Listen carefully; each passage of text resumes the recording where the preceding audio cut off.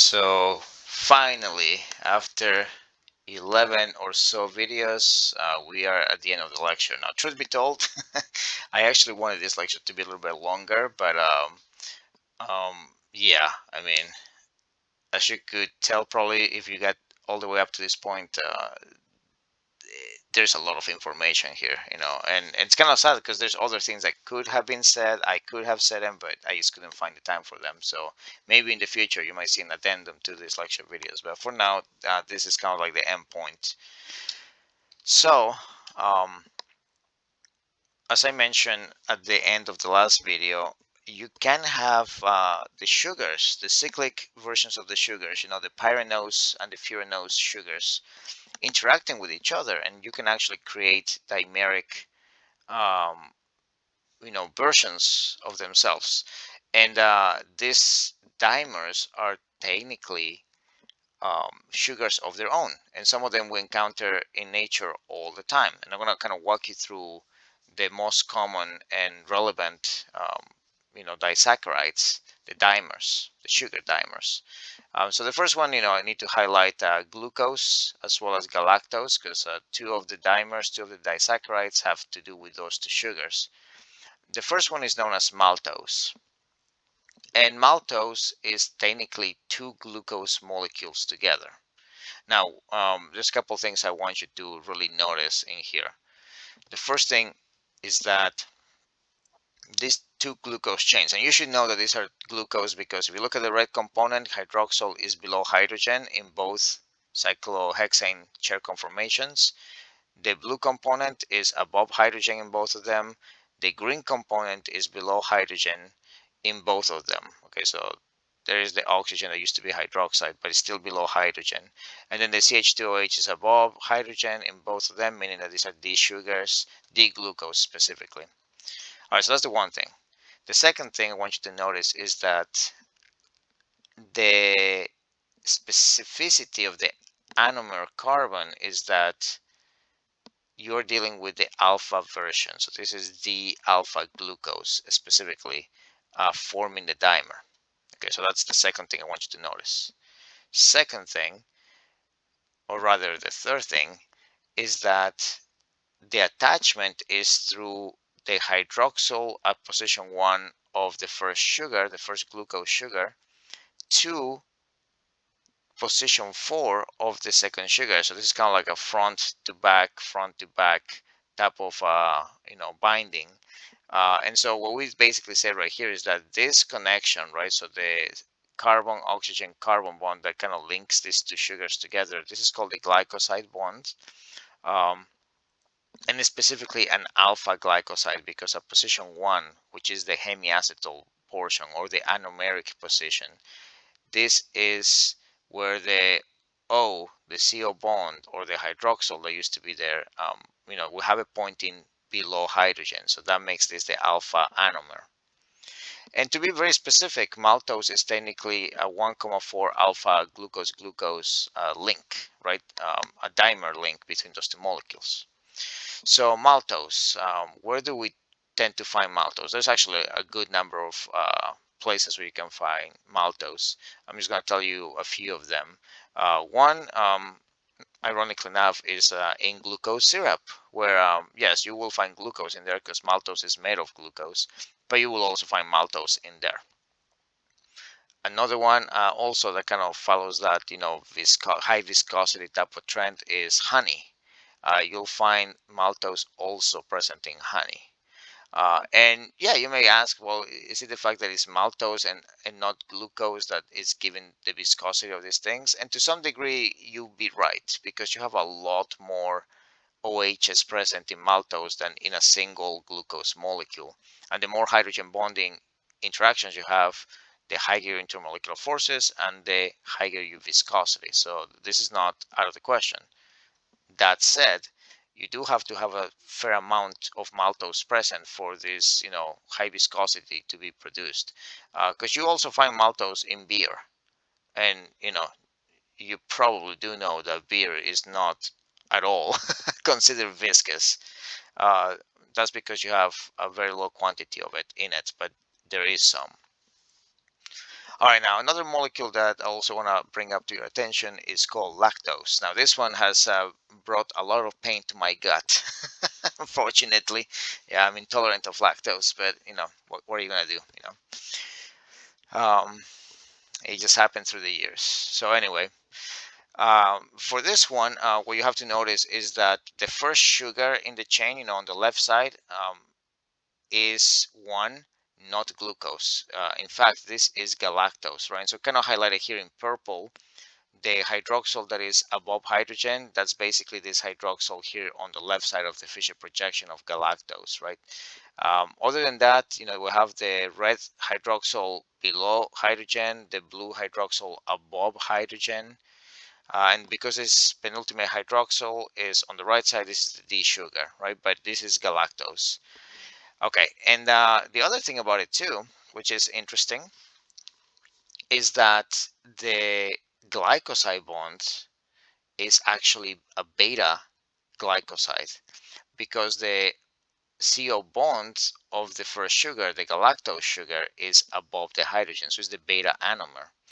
And in essence, this is the reason why a lot of people, me included, cannot digest lactose because uh, most of the enzymes that we have that deal with sugars for energy usage and energy conversions and to drive cell formation and basically to just stay alive so to speak, right?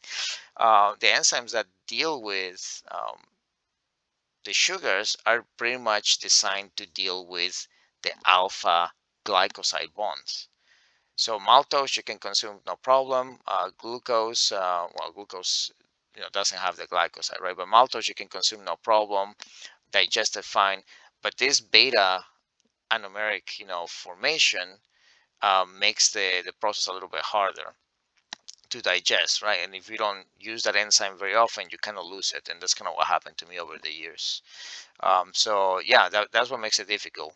As you'll see in just a moment, though, there's some instances where this is not completely a deal breaker. But the other thing too is that because the first sugar is galactose, you don't have the same interactions you will have with an enzyme as you would have with glucose. That tiny little change, which doesn't seem like a lot, is enough to basically make a protein or an enzyme say no, no, thank you. Like you're not what I want, so I'm not interacting with you.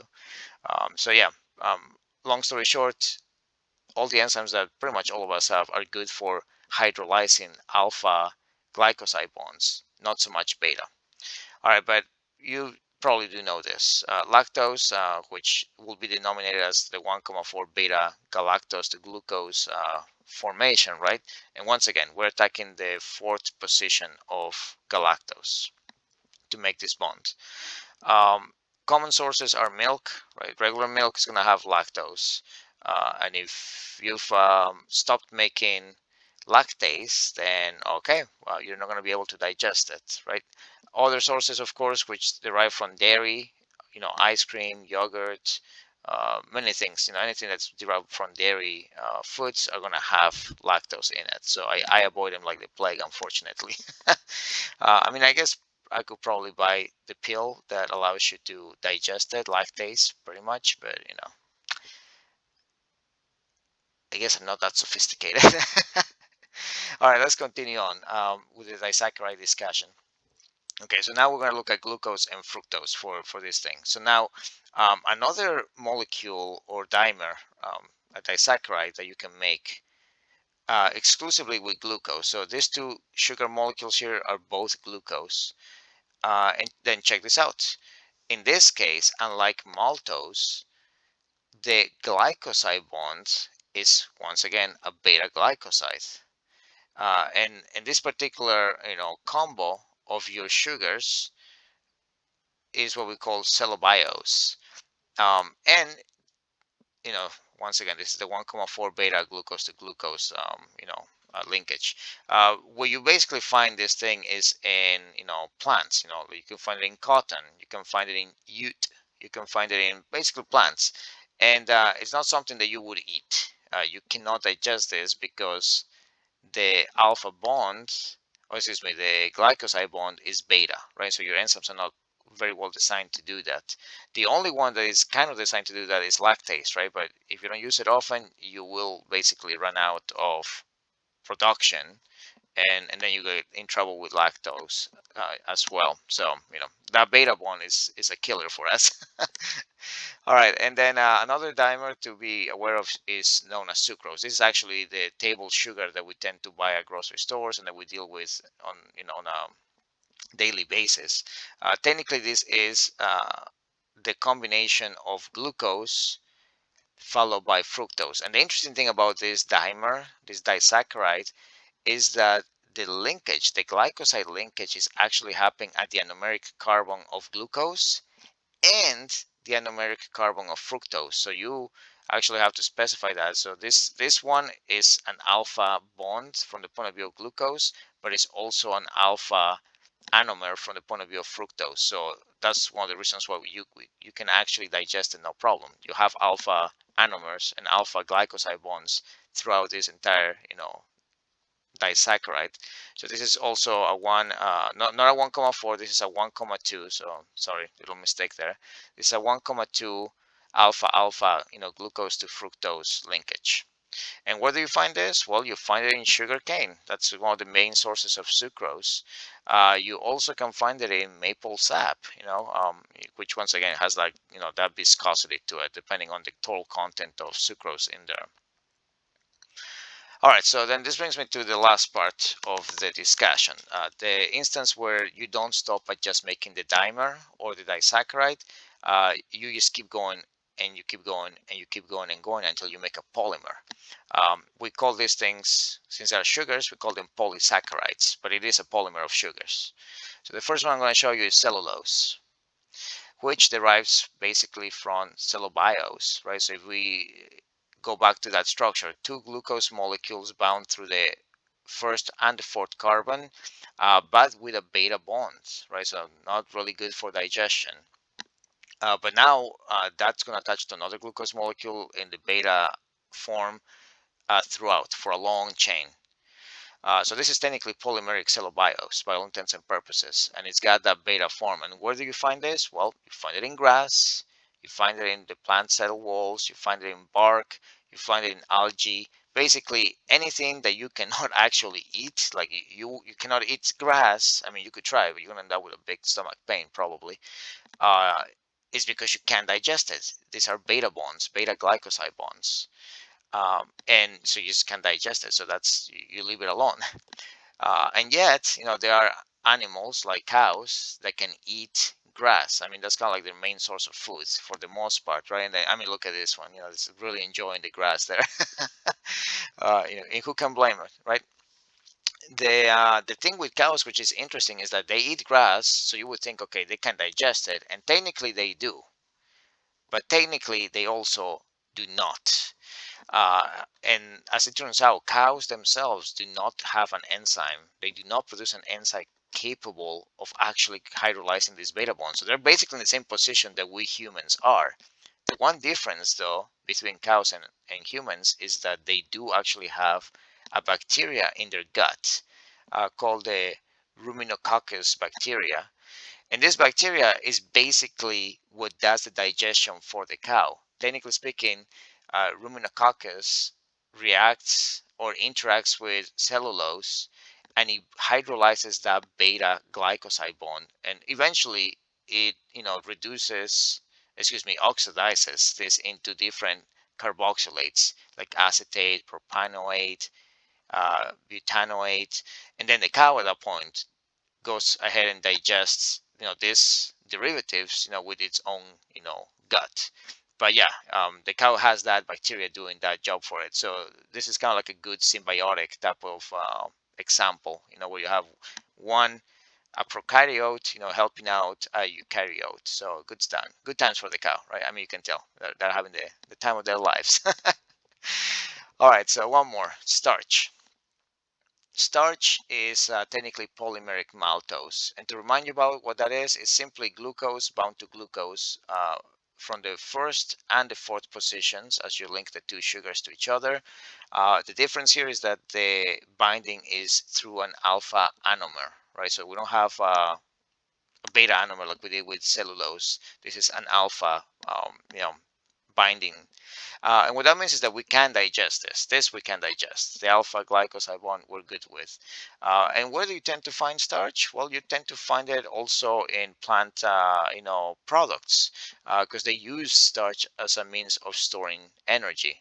Cellulose is mostly used for, the the plant cell wall, the structural features, sometimes the strength of a bark on a tree. But this technically tends to store energy for them. We have an equivalent called glycogen, which kind of does the same thing. All right, so where do we find this? Now, this we find in many foods. We find them in potatoes. We find them in corn. We find them in rice. We find them in pasta. And I gotta tell you, like it's not super late right now while I'm recording this, but it's late enough that I'm kind of hungry. So looking at these pictures is kind of backfiring on me because I'm like so hungry. All right, but let's get through this, and then I'll go get some sapa. So starch is basically composed of two similar yet different components. Starch is composed of about 20% amylose. And what the heck is amylose? Well, amylose is literally just polymeric maltose, right? You just have the 1,4 glycoside alpha bond, right? And it's just basically that polymer that you were expected to see with this, small version or like abbreviated version of the polymer, right? And that's what amylose is. But there's an 80% that comprises starch, known as amylopectin. And amylopectin is also polymeric maltose, with one little difference.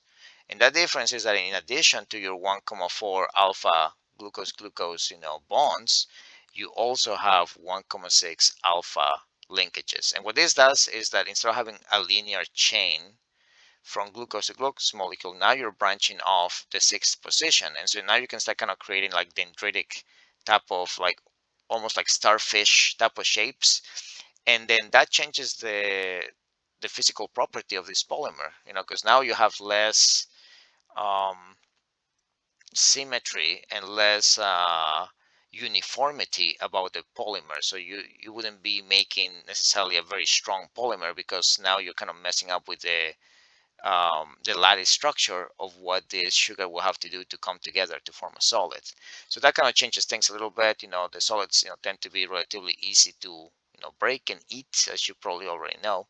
But yeah, that's kind of the story. And just to give you general information, as far as the 1,6 linkages in amylopectin, they happen to show up roughly about 25 units within the 1,4 chain. So that's basically it. So 80% of amylopectin, which is basically just polymeric maltose, with 20% of amylose, which is just regular 1,4 polymeric maltose. Okay, and with that, we are done with the sugar lecture. So hopefully you enjoyed that last video. For the most part, it's informative, but just be aware that, yeah, you could be tasked with having to draw those disaccharides, and also kind of highlights, the alpha anomeric binding for that glycoside bond, or potentially the beta, depending on which one we're talking about. All right, so with all that said, thank you for watching, and I will catch up with you on the next lecture series, which is proteins. So see you then. Bye bye.